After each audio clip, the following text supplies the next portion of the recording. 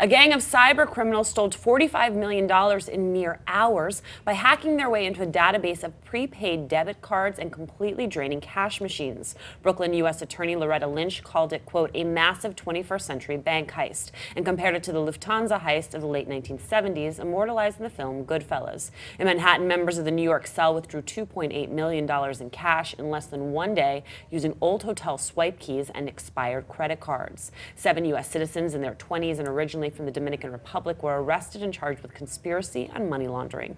More investigations are ongoing and other arrests have been made in other countries. Now people are facing some real prison time, right? Are they? Yeah, that's what I mean, like 10 years in prison, something like that? I mean, that almost seems nominal compared to the crime. 10 years is a long time.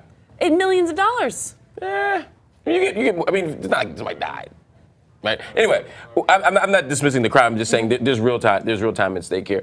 What can we do to my question is, what can we do to prevent stuff like this? Right, and I think this is always the conversation that happens around cybersecurity, where very often the conversation can go way too far in one direction, where all of a sudden we all feel like every email that we're sending is being watched. But then there's also this question about data and how you safely mine and secure data. No, that's a real question, and that's why so many of us are still spooked out to do certain kinds of exchanges, whether it's investing, whether it's banking.